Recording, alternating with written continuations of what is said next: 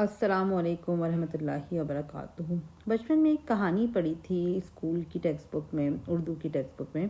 اکبری اور اصغری کی۔ اس میں دو بہنیں ہوتی ہیں، اور جو اکبری ہوتی ہے اس کی زندگی بہت پھیلی ہوئی ہوتی ہے، اس کے مسئلے سالو نہیں ہوتے، اور بیسیکلی اس کو پور اور بے ڈھنگا دکھایا گیا ہے۔ دا تھنگ از کہ اور جو چھوٹی بہن ہے وہ بہت سلیقہ مند ہوتی ہے، اس کی لائف بہت آرگنائز ہوتی ہے، اس کے مسئلے بھی سالو ہو جاتے ہیں، اور وہ نہ چیزوں کو فیس ویلیو پہ نہیں لیتی۔ تو دو کریکٹرز کا کنٹراسٹ دکھایا گیا ہے، اور آج جب میں پیچھے مڑ کے اس کہانی کو دیکھتی ہوں تو مجھے ایک تھاٹ فل انسان نظر آتا ہے اور ایک تھاٹ لیس انسان نظر آتا ہے۔ یعنی کہ نارملی اسٹوریز میں تھوڑا سا ایگزیجریٹ کر کے دکھاتے ہیں ٹو پروو دا پوائنٹ کہ کتنی امپورٹنس ہے ایک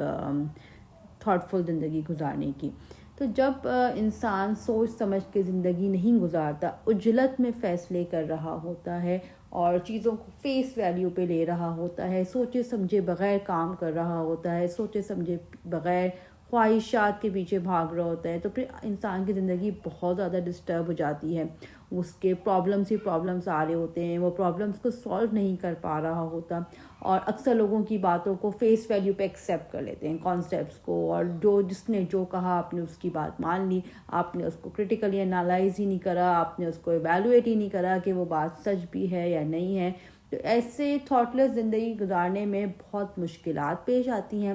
اور بہت سے مسئلے جنم لیتے ہیں، اور آپ بہت سی لوگوں کی باتوں میں آ کے غلط فیصلے لے لیتے ہیں، جس سے آپ کو، آپ کے گھر کو فائنینشلی، سوشلی اور ڈفرینٹ طریقے سے بہت نقصان پہنچتے ہیں۔ ان کنٹراسٹ جو انہوں نے اصغری دکھائی ہے، شی از اے تھاٹ فل پرسن، جو انسان سوچ سمجھ کے زندگی گزارتا ہے،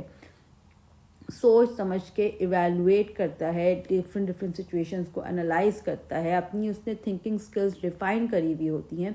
تو اس کے مسئلوں میں پڑنے کے چانسز بھی کم ہوتے ہیں، اور جب مسئلے آتے ہیں تو وہ ان کو بہتر طریقے سے ہینڈل کر پاتی ہیں، اور وہ سوچ سمجھ کے فیصلے لیتی ہے، جس سے اس کو، اس کی فیملی کو نقصان نہیں ہوتا، اور باقی لوگ بھی ایک خوشحال زندگی گزارتے ہیں، لائف آرگنائز ہو جاتی ہے۔